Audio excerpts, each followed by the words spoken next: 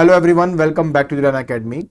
देखिए, last lecture के अंदर हमने क्लास 10th आईसीएसई केमिस्ट्री का जो चैप्टर मेटलर्जी है उसके पार्ट बी का एक टॉपिक डिस्कस किया था।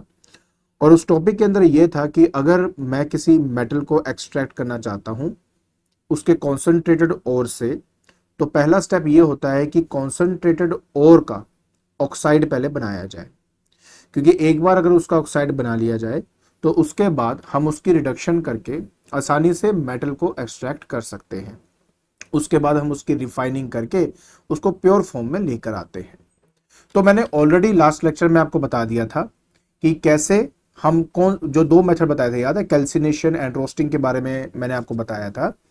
और उस मेथड के साथ आपको बताया था कि कैसे आप एक कॉन्सेंट्रेटेड ओर से अपना ऑक्साइड बना सकते हो। आज के लेक्चर के अंदर हम ये स्टडी करेंगे कि कैसे या फिर किस पर्टिकुलर चीज से या कौन से मेथड से हम किसी भी मेटल ऑक्साइड से मेटल को एक्सट्रैक्ट कर सकते हैं। तो बिना कोई टाइम वेस्ट किए चलिए शुरू करते हैं।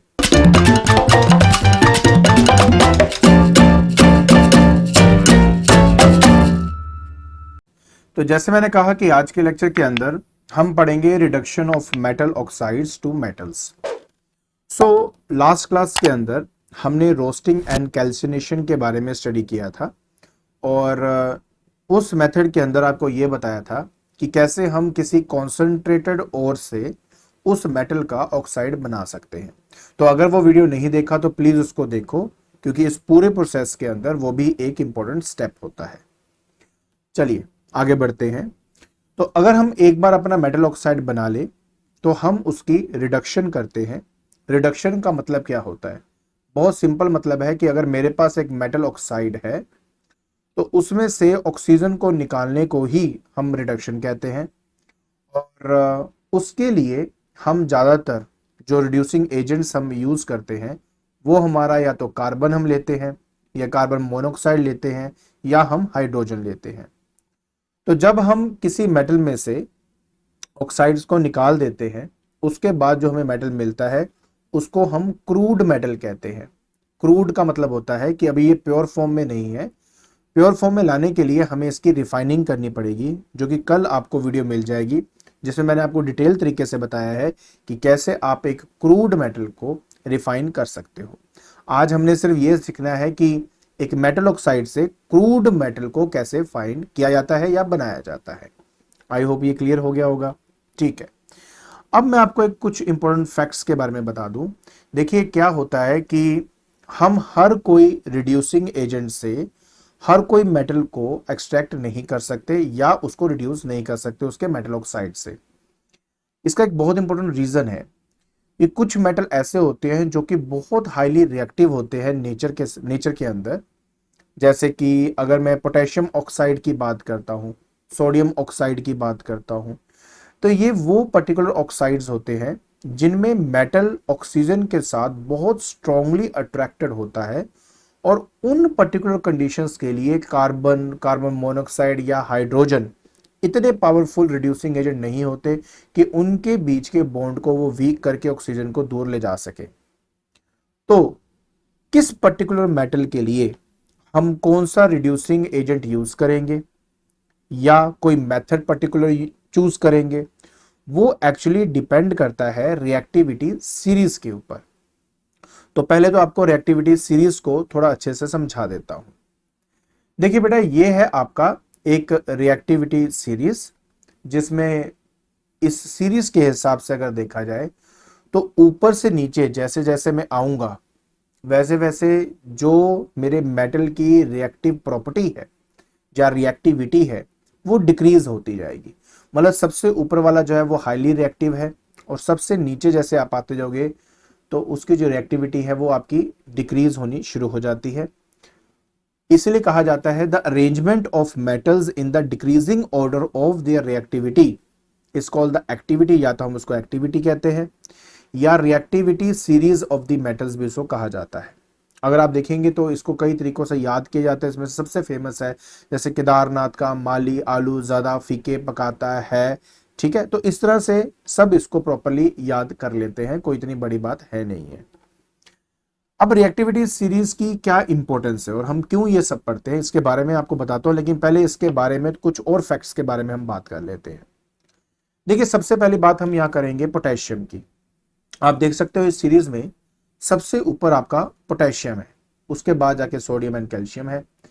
इसलिए इस पूरी सीरीज के अंदर सबसे ज्यादा जो रिएक्टिव है नेचर के अंदर विद ऑक्सीजन, वो आपका पोटेशियम है। तो आपको मैं ये जरूर कह सकता हूं, इस कंडीशन के अंदर ये जो पोटेशियम ही है, ये आपका मोस्ट इलेक्ट्रोपॉजिटिव नेचर के अंदर भी है आपका। और जो बहुत ज्यादा हाईली इलेक्ट्रोपॉजिटिव नेचर का होता है, वो एक्चुअली जल्दी अपने इलेक्ट्रॉन्स को दे देता है और बहुत ही जल्दी वो एक स्ट्रॉन्ग बॉन्ड बना लेता है किसी नेगेटिव आयन के साथ।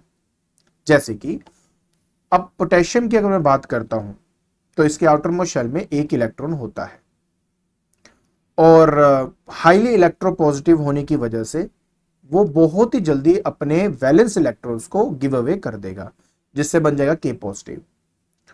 और जो ऑक्सीजन आपका प्रेजेंट होता है, उस ऑक्सीजन का O2 नेगेटिव आयन क्रिएट होता है, मतलब वो एक नेगेटिव चार्ज आयन होता है।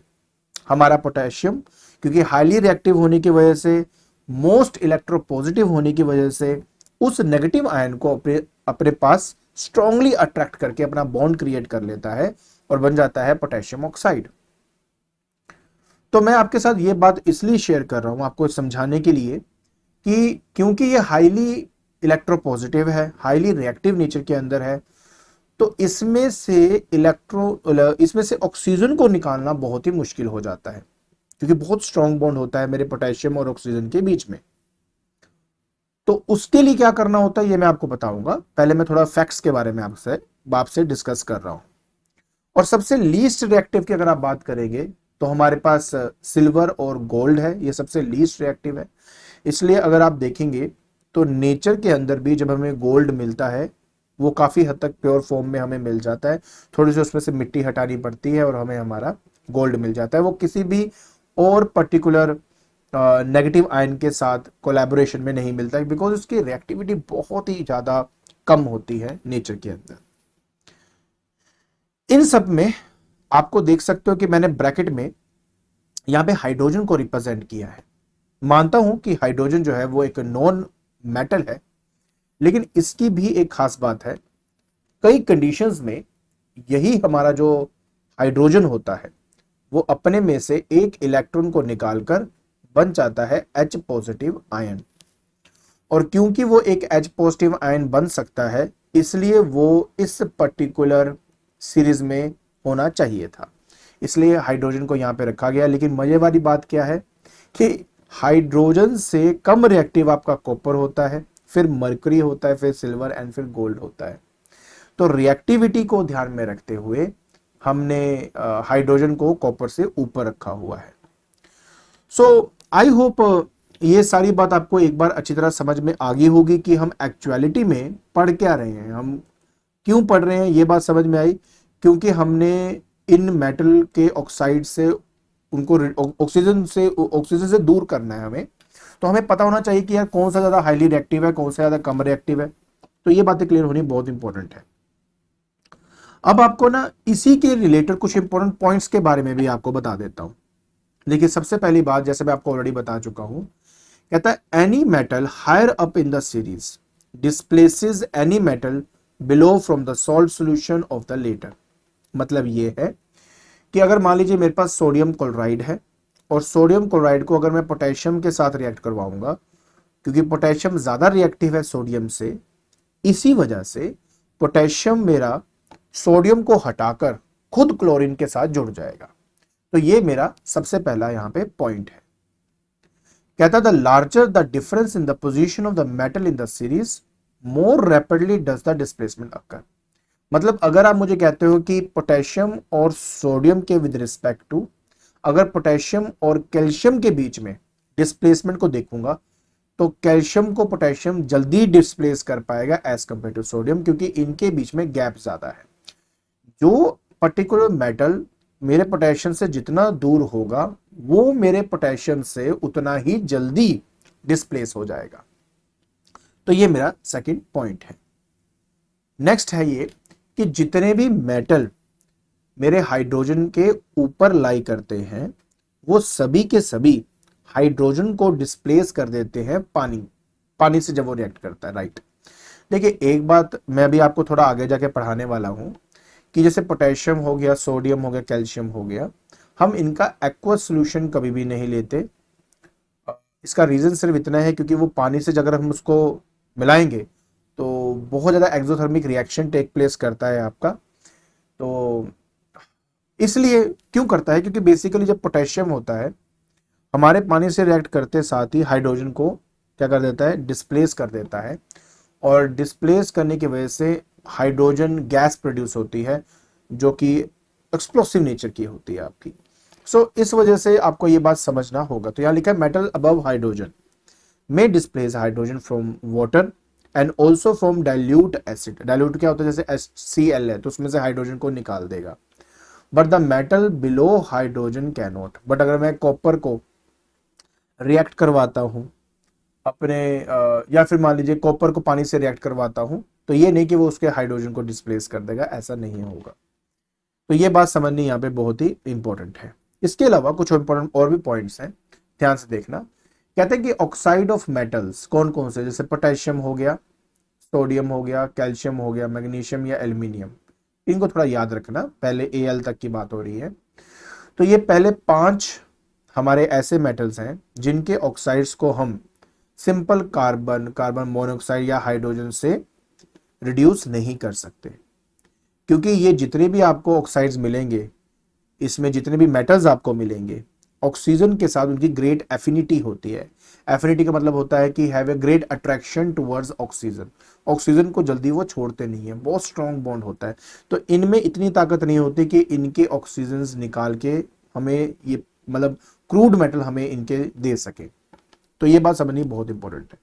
लेकिन उसके नीचे वाले जो हमारे ऑक्साइड है, जैसे कि ये देखो मरकरी की, सिल्वर की या गोल्ड के अगर ऑक्साइड्स की हम बात करते हैं तो पहली बात वो बहुत ही वीक है, इतना स्ट्रॉन्ग अट्रैक्टिव फोर्स नहीं होता ऑक्सीजन के साथ, इसलिए सिंपली उसको स्ट्रांगली हीट करके भी हम अपना क्रूड जो मेटल है वो आराम से एक्सट्रैक्ट कर सकते हैं। तो कोई बड़ी बात नहीं होती इनमें।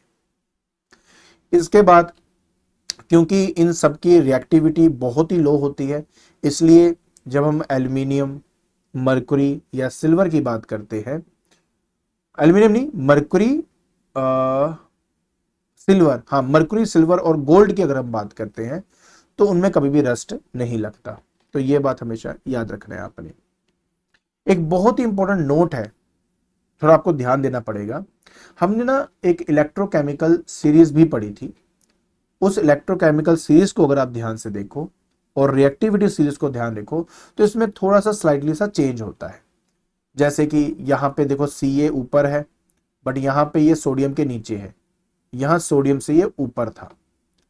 तो एक बात आपको भी थोड़ा समझना पड़ेगा कि रिएक्टिविटी सीरीज के अंदर मेटल्स को जो अरेंज किया गया था वो इस हिसाब से अरेंज किया गया था कि उनकी रिएक्टिविटी मेरे एसिड के साथ कैसी है, हवा के साथ कैसी है, वाटर के साथ कैसी है। तो ये बात ध्यान में रखते हुए इन सबको ऐसे अरेंज किया गया था। लेकिन जब हम बात करते हैं इलेक्ट्रोकेमिकल सीरीज की तो इनमें हमने मेटल को इस तरीके से अरेंज किया था कि कौन अपने वैलेंस इलेक्ट्रॉन को इजीली गिव अवे कर सकता है, कौन ज्यादा इलेक्ट्रोपॉजिटिव है नेचर के अंदर, तो उस हिसाब से इनको रखा गया था।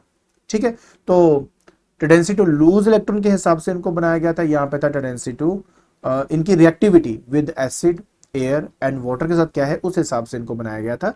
इसलिए अगर इन दोनों सीरीज में अगर एक आधा मेटल ऊपर नीचे होगा तो समझ आना कि क्यों यहाँ पे किया हुआ। तो there is a difference between these two, नहीं तो फिर हम एक ही को ना बोल देते कि ये रिएक्टिविटी सीरीज है और यही इलेक्ट्रोकेमिकल सीरीज है। तो इस बात का आपने ध्यान रखना है। ओके, अब हमने क्या करना है, पहले हम ये देखेंगे कि जो बहुत ही आपकी हाईली रिएक्टिव मेटल के ऑक्साइड्स हैं, अगर उनमें से क्रूड मेटल निकालना है तो किस तरीके से किया जा सकता है। फिर वो जो मिड रेंज वाले हैं उनके बारे में बात करेंगे, फिर वो जो लोअर रेंज वाले हैं उनके बारे में बात करेंगे, तब जाके ये पूरा आर्टिकल आपका खत्म होता है। सो देखिए, मैं आपको ऑलरेडी वैसे तो बता ही चुका हूं कि जो ऑक्साइड्स होते हैं हाईली एक्टिव मेटल्स के, जैसे कि potassium, sodium, calcium, magnesium and aluminium, they have a great affinity towards the oxygen. Affinity का मतलब होता है strong attraction towards the oxygen. इसी वजह से हम जैसे गर्म कोयला, ठीक है, या तो कार्बन मोनोऑक्साइड या हाइड्रोजन का इस्तेमाल करके इनमें से ऑक्सीजन को अलग नहीं कर सकते हैं। तो अब सवाल सबसे पहला ऑफ कोर्स मन में यही आता है कि सर अगर नहीं कर सकते तो क्या वे है उसका कि हम कर सकें। तो उस वे की तरफ आपको मैं लेके चलता हूं। तो हम क्या करेंगे, हम ना इस केस के लिए स्पेशली करते हैं electrolytic reduction of fused metallic salt. अब इलेक्ट्रोलिटिक रिडक्शन का मतलब क्या होता है, हम क्या करते हैं कि जिस पर्टिकुलर ऑक्साइड का मेटल एक्सट्रैक्ट करना चाहते हैं उसको मोल्टन स्टेट में ले आते हैं, उसको एज अ इलेक्ट्रोलाइट की तरह यूज किया जाता है। उसके अंदर 2 इलेक्ट्रोड्स डाले जाते हैं, जिसमें अगर मैं कैथोड की बात करूं तो यूजुअली वो कौन सा बना होता है, वो आयरन से बना होता है आपका। और अगर मैं एनोड की बात करूं, कैथोड किससे बना, आयरन से, और मैं एनोड की बात करूं तो किससे बना होता है, ग्रेफाइट से बना होता है। So what I am trying to say that कि जिन पर्टिकुलर ऑक्साइड या जिन पर्टिकुलर मेटल के ऑक्साइड में से ऑक्सीजन निकालना मुश्किल है, हम उसको मोल्टन स्टेज में लेके आते हैं और उसके अंदर 2 इलेक्ट्रोड डालकर करंट पास करते हैं। और जैसे ही हम इसमें से करंट को पास करेंगे, हमारे जो मेटल आयंस हैं वो हमें मिलने शुरू हो जाते हैं। अब कौन सी चीज कहां रखती है वो तो मैंने आपको बताया। अब मैं थोड़ा रिएक्शन के थ्रू आपको वो समझाने की कोशिश करता हूं, आई होप आपको समझ में आएगा। तो सबसे पहले हम बात करते हैं यहां पे पोटेशियम की। पहले हम पोटेशियम की बात करते हैं, ठीक है। तो हम यहाँ पे, और आपने देखा होगा कि हम क्या लेते हैं पोटेशियम का, यहाँ पे मैंने स्पेशली बताया हुआ है, देखो हैलाइड्स या ऑक्साइड्स हम लेते हैं, हैलाइड्स या उनके ऑक्साइड्स लिए जाते हैं। अब देखिए कैसे करेंगे। तो सबसे पहले तो इसमें जो हम इलेक्ट्रोलाइट यूज करेंगे वो हम करेंगे फ्यूज्ड पोटेशियम ब्रोमाइड, ठीक है। तो ये एक हैलाइड हो गया, मतलब हैलोजन अटैच्ड है इसमें। तो इसकी जो रिएक्शन है, पहले आपको कंप्लीट रिएक्शन बताता हूं, फिर बताता हूं कि कैथोड में क्या होता है, फिर बताऊंगा एनोड में क्या होता है, और आपको ये बात समझ में आ जाएगी।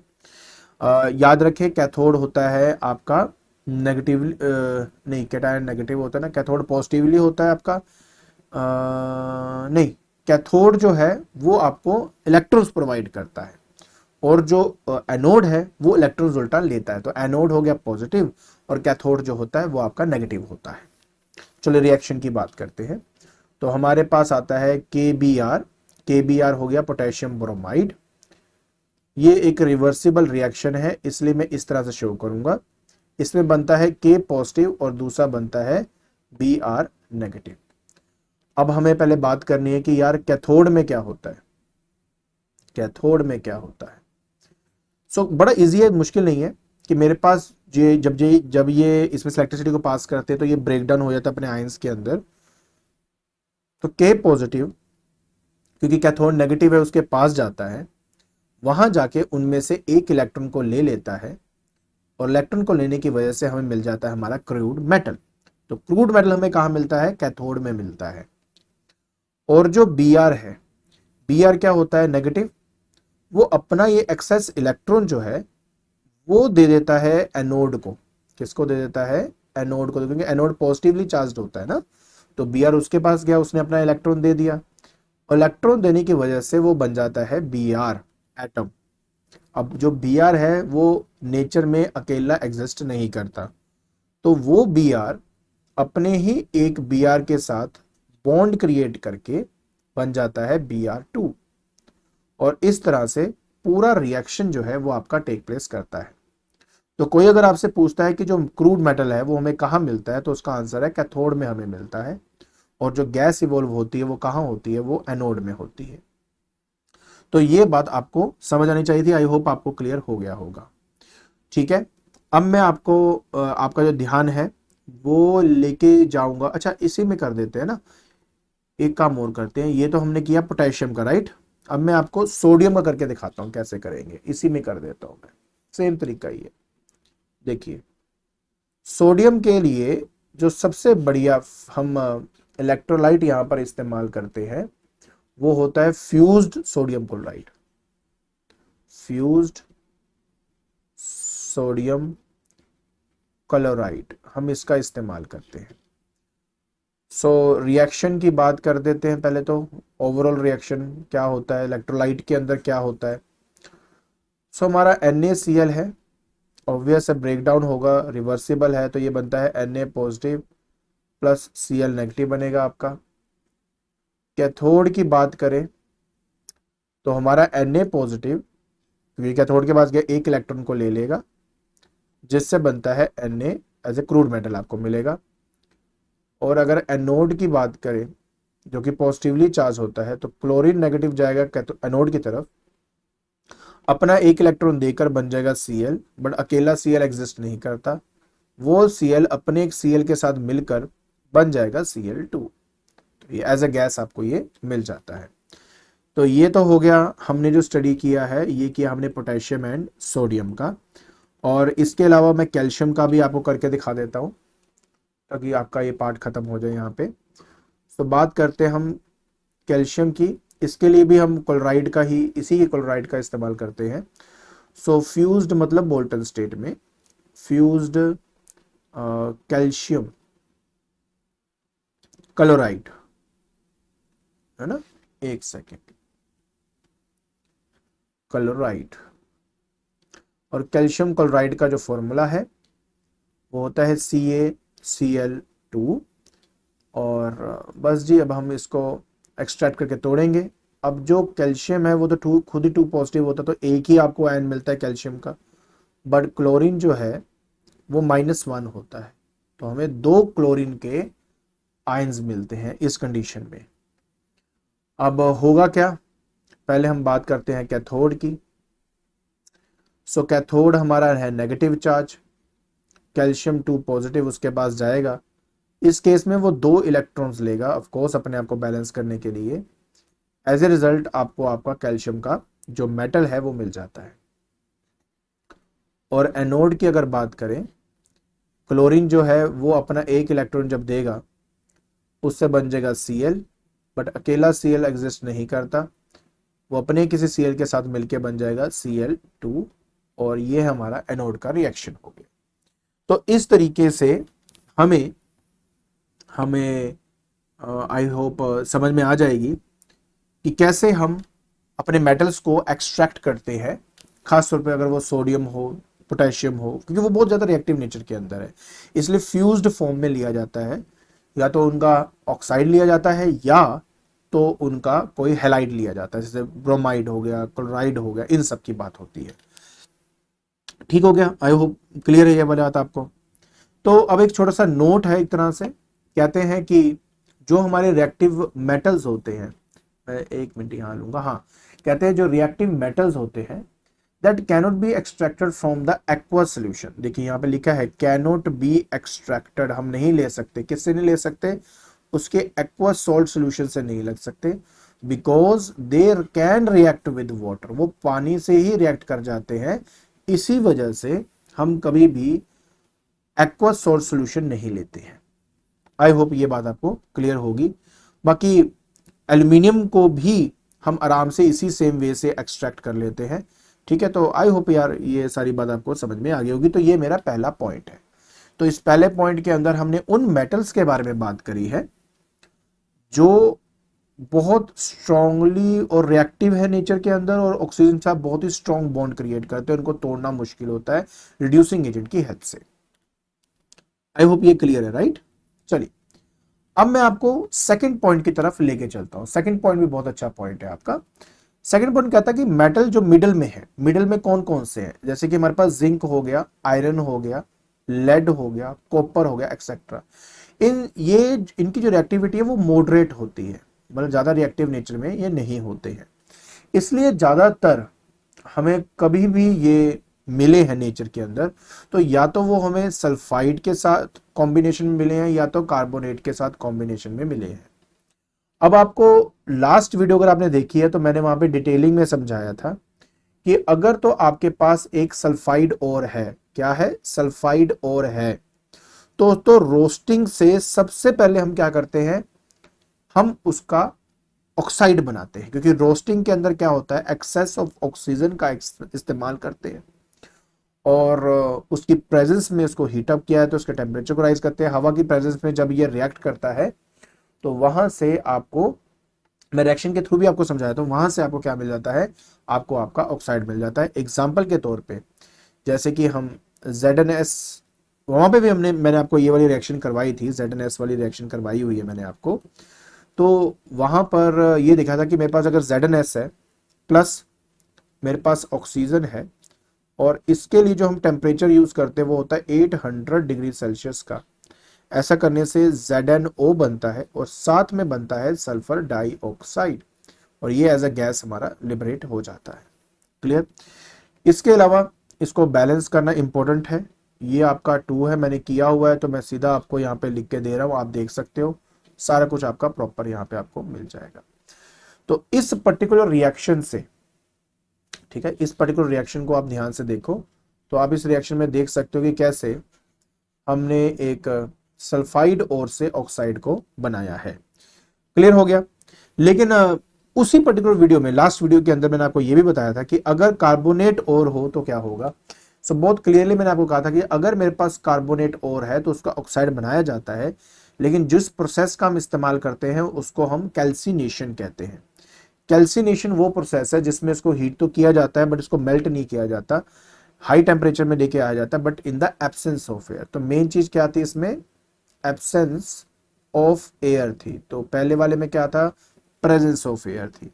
तो ये बात आपने ध्यान रखनी है। एग्जाम्पल के तौर पे मैं जिंक कार्बोनेट का बना देता हूं, जैसे ZnCO3 जिंक कार्बोनेट है, हमने इसको टेम्परेचर इसमें प्रोवाइड किया तो इससे क्या होता है कि कार्बन डाइऑक्साइड जो है इसमें से निकल जाता है, बचता क्या है, ZnO बच जाता है हमारे पास और ये हमारे पास, और वैसे भी इसका दूसरा नाम है कैलामाइन, इसको कैलामाइन कहते हैं। ठीक है, तो आप देख सकते हो हम कर क्या रहे हैं, राइट। सो हमने क्या सीखा अभी तक, हमने ये सीखा कि जो मेटल मीडियोकर रेंज के अंदर आते हैं ज्यादातर वो सल्फाइड या कार्बोनेट की फॉर्म में हमें मिलते हैं। पहली बात तो ये सबसे इंपॉर्टेंट चीज है। उसके बाद हमने ये सीखा कि अगर ये सल्फाइड और कार्बोनेट की फॉर्म में अगर इनके ओर्स मिलेंगे तो पहले हम कैल्सिनेशन या रोस्टिंग से उनके ऑक्साइड्स को बनाते हैं। एक बार वो हो जाए उसके बाद हम एक सुटेबल रिड्यूसिंग एजेंट का इस्तेमाल करके इनके मेटल को, मतलब इनसे हम क्रूड मेटल अपना निकाल लेते हैं। जैसे एग्जांपल यहां पे दिया हुआ है, मैं आपको एग्जांपल देता हूं। अच्छा, इस प्रोसेस को कार्बन रिडक्शन प्रोसेस हम कहते हैं। तो कैसे करेंगे, देखिए ये एक बड़ा अच्छा एग्जांपल है। कहते हैं कि अगर मैं एक ZnO मतलब जिंक ऑक्साइड को गर्म कोयला इस्तेमाल करूं in the presence of producer gas, इसमें कार्बन मोनोऑक्साइड भी है और नाइट्रोजन भी है, और उसको रिटॉर्ट के अंदर डालकर उसको हीटअप किया जाए अच्छे से, तो हमें हमारा क्या मिलता है, जिंक स्पेल्टर मिलता है। जिंक स्पेल्टर मतलब क्या होता है, इसमें कुछ इंप्योरिटीज तो होती है एंड ऑफ कोर्स मैंने आपको बताया यार कि आपको ये जो है जिंक जो स्पेल्टर है इसको रिफाइन कैसे किया जाता है ये मैं ऑफ कोर्स आपको बताऊंगा, पक्का बताऊंगा आपको। ठीक है, अभी पहले हम इसके रिएक्शन के बारे में बात कर लेते हैं। तो मेरे पास क्या है, मेरे पास यहाँ पे है ZnO, ये जिंक ऑक्साइड हो गया। कार्बन बिल्कुल गर्म किया जाता है, उसका सॉलिड फॉर्म लिया जाता है, ये भी मेरा सॉलिड फॉर्म के अंदर ही होता है। अब इसका टेम्परेचर राइज किया जाता है 1400 डिग्री सेल्सियस पे। ऐसे कंडीशन में क्या होता है कि जो कार्बन है वो ऑक्सीजन के साथ मिलकर carbon monoxide as a gas वो आपको मिलता है, और जो Zn है ये हमें मिल जाएगा। इसी को ही कहा जाता है जिंक स्पेल्टर। इंप्योरिटी होती है यार, रिफाइन करना पड़ता है, इंप्योरिटीज भी होती है, इसको रिफाइन करने के लिए क्या करना पड़ता है, डोंट वरी, कल वाली वीडियो के अंदर वो देख लेना, डिटेल में मैंने उसमें बताना है आपको कि कैसे होता है, क्यों होता है, वो सारी बातें वहां पे मैं अच्छे से आपको यहाँ पे समझाऊंगा। सो आई होप ये बात अच्छी तरह समझ में आ गई है। ठीक है, अब कुछ इंपॉर्टेंट नोट के बारे में पहले देख लेते हैं ना। नोट बड़ा इंपॉर्टेंट है ये वाला, इसको प्लीज थोड़ा समझने की कोशिश करना कि क्या बोला गया है। कहते हैं कि जिंक ऑक्साइड, अगर आपको याद हो भी मैंने किसका इस्तेमाल किया, गर्म कोयले का इस्तेमाल किया था। ठीक है, ये कहता है कि जिंक ऑक्साइड के लिए हम गर्म कोयला या कोक का इस्तेमाल करते हैं, लेकिन हम उसके अलावा भी हमारे पास दो रिड्यूसिंग एजेंट है। कौन से? एक कार्बन मोनोऑक्साइड एक रिड्यूसिंग एजेंट है, और हाइड्रोजन भी एज ए रिड्यूसिंग एजेंट हम यूज कर सकते हैं, ठीक है। बट हम इनका यूज नहीं कर सकते। हमें सिर्फ, अगर जिंक ऑक्साइड की बात हो रही है तो सिर्फ और सिर्फ हमें उसके लिए कोक का ही इस्तेमाल करना पड़ेगा। हम इन दोनों का इस्तेमाल नहीं कर सकते। क्यों? क्योंकि जिंक और ऑक्सीजन के बीच में जो स्ट्रॉन्ग एफिनिटी है, मतलब स्ट्रॉन्ग अट्रैक्शन जो है, उसको तोड़ने के लिए सिर्फ कोक ही कैपेबल है। ये जो कार्बन मोनोऑक्साइड, जो हाइड्रोजन है, इनमें इतनी ताकत नहीं होती है कि वो जिंक और ऑक्सीजन को अलग अलग कर सके। इसी वजह से सिर्फ उसी की हेल्प से ही हम उसको अलग कर सकते हैं। लेकिन अगर मैं बात करता हूं आयरन की, लेड की या कॉपर की, अगर मैं इन तीनों की बात करता हूं तो इनको हम कार्बन से या कार्बन मोनोऑक्साइड से या हाइड्रोजन की हेल्प से आराम से एक्सट्रैक्ट कर सकते हैं, इसका क्रूड मेटल निकाल सकते हैं। तो याद रखें, मीडियोकर रिएक्टिविटी के अंदर जिंक ऑक्साइड के लिए सिर्फ और सिर्फ हम गर्म कोयला या कोक का इस्तेमाल करते हैं। अपार्ट फ्रॉम दैट, बाकी जितने भी हमारे मेटल ऑक्साइड्स हैं उनके लिए हम कार्बन मोनोऑक्साइड या हाइड्रोजन का इस्तेमाल कर सकते हैं। तो एक साथ ना मैंने सबके रिएक्शन आपके लिए लिख दिए हुए हैं, आप देख सकते हो। बहुत सिंपल रिएक्शंस हैं। एट द एंड रिजल्ट आपको क्या मिल रहा है, आपने वो याद रखना है। कैसे? अगर कार्बन का सिर्फ इस्तेमाल हो रहा है, कोक का इस्तेमाल हो रहा है, तो कार्बन मोनोऑक्साइड है तो कार्बन डाइऑक्साइड, मतलब एक ऑक्सीजन ऐड करनी है आपने। हाइड्रोजन है तो पानी। तो इस तरह से आपने सब कुछ करना है। डन। हाँ, ये जो याद कर लेना, ये बड़ा क्वेश्चन बैक क्वेश्चन में आएगा, मैंने बनाई हुई है इसकी वीडियो, तो वहां देखना, वहां पे है ये। तो कॉपर ऑक्साइड एंड हाइड्रोजन जब आपस में मिलते हैं, हाइड्रोजन ऐसे रिड्यूसिंग एजेंट है, ऑक्सीजन को ले लेगा, तो उससे हमें जो कॉपर मिलता है उसका कलर पिंक या ब्राउन होता है, ये याद रखना है। लेड ऑक्साइड की बात करते हैं, हाइड्रोजन के प्रेजेंस में ग्रेइश व्हाइट कलर का आपको जो लेड है वो आपको मिलता है, तो थोड़ा याद रखना प्लीज, ठीक है। डन हो गया, आगे बढ़ते हैं। नोट है, नोट पढ़ना यार बहुत इंपॉर्टेंट होता है। नोट से एक्चुअली हमारे काफी सारे क्वेश्चंस बन जाते हैं। कहते हैं कि ये नोट बहुत बहुत बहुत अच्छा नोट है आपका। अभी तक हमने क्या बोला कि रिड्यूसिंग एजेंट में हम क्या क्या यूज करते हैं। हम गर्म कोयला कोक का इस्तेमाल करते हैं, पानी हाइड्रोजन का इस्तेमाल करते हैं, कार्बन मोनोऑक्साइड का इस्तेमाल करते हैं। ये कहने की, यहाँ पे क्या कहने की कोशिश कर रहा है, कहता कि जो हाईली रिएक्टिव मेटल्स होते हैं ना, उनको भी एज ए रिड्यूसिंग एजेंट्स की तरह हम यूज कर सकते हैं। बड़ा अच्छा एग्जांपल से बताऊंगा। ये देखिए, मेरे पास यहाँ पे मैंगनीज ऑक्साइड है। मैंगनीज ऑक्साइड से ज्यादा रिएक्टिव जो है वो मेरा एल्यूमिनियम होता है। जब इस एल्यूमिनियम को मैंने रिएक्ट करवाया तो एल्यूमिनियम की रिएक्टिविटी ज्यादा होने की वजह से उसने इस मैंगनीज को रिप्लेस कर दिया। और जैसे इसको रिप्लेस किया, रिप्लेस का मतलब क्या हुआ कि एल्यूमिनियम में इतनी ताकत थी कि उसने इसके ऑक्सीजन को अपनी तरफ खींच लिया। अब जो ऐसा करता है वो रिड्यूसिंग एजेंट ही तो होता है। तो जो मैंगनीज है आपका, ठीक है, जो मैंगनीज है वो अकेला हमें एज अ लिक्विड फॉर्म में हमें मिल जाता है। अब एक बात आपको समझनी पड़ेगी कि एल्यूमिनियम जो है वो भी एक पावरफुल रिड्यूसिंग एजेंट है। और एक पावरफुल रिड्यूसिंग, मैं आपको देखो यही समझाने की कोशिश कर रहा हूं कि सिर्फ वही तीन नहीं है, जो हाईली रिएक्टिव में होता है वो भी अपना सेम बिहेवियर यहां पे शो करता है। क्लियर हो गया? इसके अलावा एक रिएक्शन बड़ा मशहूर है जिसको हम एल्यूमिनोथर्मी भी बोलते हैं। एल्यूमिनोथर्मी या ये बोला जाता है, इसके अंदर भी वही चीज ही है। लेकिन एक बात होती है कि ये एक एक्सोथर्मिक रिएक्शन होता है, इतना ज्यादा हाईली एक्सोथर्मिक रिएक्शन होता है कि जो हमें आयरन मिलता है वो मोल्टन स्टेट में ही हमें मिलता है। तो ये लिखा हुआ है, मैंने लिखा है स्पेशली यहाँ पे, कहते हैं कि these displacement reactions are highly exothermic in nature, so the amount of heat evolved produces metal in the molten state. मतलब इतना ज्यादा हाईली एक्सोथर्मिक होता है कि हमें वो मोल्टन स्टेट में मिलता है। क्लियर? रिएक्शन याद रहेगा। ये नाम भी याद रखना प्लीज, स्पेशली दिया गया है आयरन और एल्यूमिनियम के केस को, ठीक है। गुड। तो इसके साथ आपका ये सेकंड पॉइंट भी खत्म हुआ। तो फाइनली हम पहुंचते हैं अपने आखिरी पॉइंट की तरफ, जो काफी लो रिएक्टिव मेटल्स हैं आपके। उसके लिए क्या करेंगे, मैं आपको देखो ऑलरेडी बता चुका हूं, बहुत ज्यादा लो रिएक्टिव होने की वजह से सिर्फ उनको हीट करके भी हम उनमें से अपने क्रूड मेटल को एक्सट्रैक्ट कर सकते हैं। ये तरीका है अगर हम बात करें। एग्जाम्पल के तौर पे बिल्कुल बताऊंगा, जैसे कि मेरे पास मर्करी सल्फाइड है जिसको सिनेबार हम कहते हैं, और है मेरा मर्करी का, ठीक है। वो अगर ऑक्साइड बना है उसका, तो ऑक्साइड से उस मर्करी को निकालने के लिए हम क्या करते हैं, एक सिर्फ उसको हीटअप किया जाता है और हमें हमारा आंसर मिल जाता है। जैसे कि हाँ, ऑफ कोर्स एयर की प्रेजेंस में, क्योंकि ऑक्सीजन चाहिए ना उसमें। तो हम क्या करेंगे कि ये लीजिए, मैंने सिनेबार आपका बना दिया, इसके अंदर मैंने ऑक्सीजन कर दिया रिएक्ट, हीटअप किया हुआ है।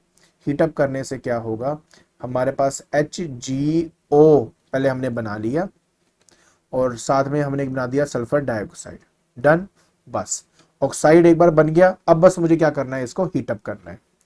तो हीटअप कर देते हैं, तो HgO ये मेरे पास आ गया। अब मुझे सिर्फ इसको हीट करना है। अब टेम्परेचर चाहिए इसके लिए स्पेसिफिकली अबव 300 डिग्री सेल्सियस। ऐसा करने से हमें हमारा मरकरी और साथ में जो ऑक्सीजन है वो हमारा बाहर निकल आता है। पहले यार ऊपर वाले को भी तो मुझे बैलेंस करना पड़ेगा। बैलेंस मैंने ऑलरेडी किया हुआ है, तो आपको मैं सीधा लिख रहा हूँ। यहाँ 2 आएगा, यहाँ 3 आएगा, ये 2 है आपका और ये 2 है आपका, ठीक है। क्योंकि मैंने पेपर नहीं आपने देना, तो याद रखना है कैसे प्रैक्टिस करनी है, ठीक है, वो कर लेना। HgO की बात करते हैं, तो इसमें हम इसको डबल करेंगे। तो जैसे डबल करेंगे यहाँ पे हम 2 लगा देंगे, ऑक्सीजन 2 तो है ही है, तो लो जी आपका ऑटोमेटिकली बैलेंस हो गया है, ठीक है। सिमिलरली इसी तरीके से हम अपने सिल्वर ऑक्साइड का भी कर सकते हैं। देखिए कैसे करेंगे, Ag2O की फॉर्म में हमें मिलता है इसका ऑक्साइड। इसको भी हम रखते हैं अबव 300 डिग्री सेल्सियस में। तो देखो सिंपल सी बात है, अगर वो हमारे सल्फाइड या कार्बोनेट की फॉर्म में मिल रहा है, तो पहले रोस्टिंग या कैल्सिनेशन से उसका ऑक्साइड बना लो, उसके बाद नेक्स्ट स्टेप होता है ये वाला। तो हम क्या करेंगे, यहाँ से बेटा हमें मिलेगा हमारा सिल्वर, साथ में ऑक्सीजन बनेगा, ये हमने कर दिया ऊपर। डबल कर देंगे, ये 4 गुना है तो 4 गुना ये कर देंगे, बाकी ये आपका ऑटोमेटिकली बैलेंस यहाँ पे हो जाता है। Clear, okay. अब हम अगली बात करते हैं बेटा, जब ये क्लियर हो जाए। अच्छा एक चीज तो मेरी यहाँ पे रह ही गई है, वो मैं बता देता हूँ बेटा। सिमिलरली जब हमें कॉपर मिलता है ना, कॉपर मैं यहीं पे कर देता हूँ ताकि आपको समझ में आ जाए। कॉपर भी हमें सल्फाइड की फॉर्म में मिल जाता है नेचर के अंदर, तो Cu2S की फॉर्म में मिलता है। सेम वही चीज़ है यार, ऑक्सीजन की प्रेजेंस में इसको रोस्टिंग की जाएगी, जिससे Cu2O आपको मिलेगा, साथ में सल्फर डाइऑक्साइड जो है वो आपको मिल जाएगा यहाँ पे, ठीक है। इसको बैलेंस करने के लिए मैंने किया हुआ है, दिस इज 2, दिस इज 3, और उसके बाद हमारे पास 2 है और यहाँ पे 2 है आपके पास, ठीक है, ये भी 2 आएगा। बस Cu2O को फर्दर मैंने क्या कर देना है, इसको हीटअप करना है मैंने। बट साथ, अच्छा इस हीटअप के साथ साथ ना इसमें एक बात और भी है, मैं वो भी कर ही देता हूँ आपका। हाँ, ये जो आपका Cu2S है जो ऑलरेडी प्रेजेंट है, वो एक्चुअली Cu2O के साथ रिएक्ट करके और हीटअप होने की वजह से हमारा जो कॉपर है उसको बनाता है, ठीक है। पहले तो यार इसके बैलेंस कर दूं, फिर इसके बारे में थोड़ा और बताता हूं। ये हमारा Cu, एक मिनट Cu2S, ये डबल आएगा आपका, दिस इज डबल, और ये 6 आपको इस फॉर्म में मिल जाते हैं, ठीक है। आपने एक चीज गौर करी है कि आपके इस पर्टिकुलर रिएक्शन के अंदर हमें, अगर आप देखेंगे, इसको कहते हैं ऑटो रिडक्शन प्रोसेस कहते हैं इसको। क्या कहते हैं? Auto reduction process. मतलब यही खुद ही अपने आप को रिड्यूस कर लेता है।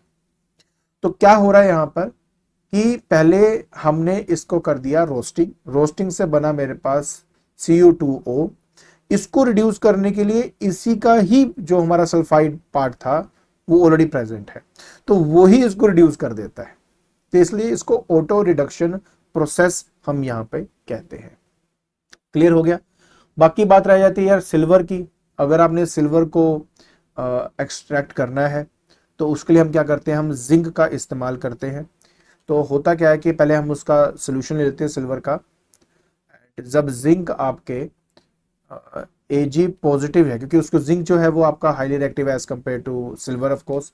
तो ये उसको क्या कर देगा, रिप्लेस कर देगा, तो जिससे खुद बन जाएगा Zn2 पॉजिटिव और साथ में आपके पास Ag जो है एज ए सॉलिड वो आपका फ्री होके आपको मिल जाता है। बैलेंस में बताया तो ये 2 होता है आपका और यहाँ पर आपको 2 यहाँ पे मिल जाएगा। ठीक है, तो बेसिकली क्या करते हैं हम सिल्वर जो है उसका सोल्यूशन लेते हैं। सोल्यूशन के अंदर हमें आयंस की फॉर्म में जब वो मिल जाता है तो जिंक से रिएक्ट करवा के उसकी हम जो है डिस्प्लेसमेंट करवा देते हैं। तो इस तरीके से यार हमारा सारा ये पार्ट खत्म होता है। तो इस पूरे पार्ट के अंदर हमने ये देखा कि कैसे हम अपने ऑक्साइड से एक क्रूड मेटल को निकालते हैं। 3 कैटेगरी में तोड़ा गया, एक हाईली रिएक्टिव वाला जिसके फ्यूज्ड मोल्टन स्टेट में लेकर उसकी इलेक्ट्रोलिसिस की जाती है। दूसरा हमने ये पढ़ा जो मॉडरेट वाला था, जिसमें हमने ये पढ़ा था कि जो जिंक ऑक्साइड है उसके लिए हम जलता कोयला मतलब कोक का इस्तेमाल करते हैं। अपार्ट फ्रॉम दैट बाकी जितने भी हमारे पास है, एक बात तो आपको भी समझनी पड़ेगी कि जो मॉडरेट वाले हैं वो ज़्यादातर सल्फाइड या कार्बोनेट्स की फॉर्म में आपको मिलते हैं। तो पहले रोस्टिंग करके या उसकी कैल्सिनेशन करके हम उनके ऑक्साइड्स बनाते हैं। ऑक्साइड्स के बाद जाकर फिर हम एक प्रॉपर रिड्यूसिंग एजेंट लेकर उनमें से ऑक्सीजन को अलग करते हैं। और लास्ट में हमने देखा कि जो बहुत ही कम रिएक्टिव है नेचर के अंदर, है ना, जो बहुत कम रिएक्टिव है नेचर के अंदर, उनके लिए बेसिकली वो भी सल्फाइड की फॉर्म में हमें मिल सकते हैं। तो पहले वही रोस्टिंग की गई और उसका हमने ऑक्साइड बनाया। बट उसका ये खास बात है कि बहुत कम रिएक्टिव विद ऑक्सीजन होने की वजह से सिर्फ हीट करके ही हम उसको एक्सट्रैक्ट कर सकते हैं। सो आई होप आपको ये सारी बातें अच्छी तरह समझ में आ गई होंगी। ठीक है, तो आज के लेक्चर के अंदर हमने एक और मेथड स्टडी कर लिया है, एक और स्टेप हमने स्टडी कर लिया है कि कैसे मेटलर्जी के अंदर हम अपने मेटल को एक्सट्रैक्ट करते हैं। तो एक बहुत इंपॉर्टेंट स्टेप आज हमने स्टडी किया है। बस अब रह गया इसकी रिफाइनिंग करनी, जो कि नेक्स्ट क्लास में मैं आपको बता दूंगा। अगर आपको वीडियो पसंद आ रही है तो please like it, share it and subscribe it. आज के लिए बस इतना ही। Thank you so much.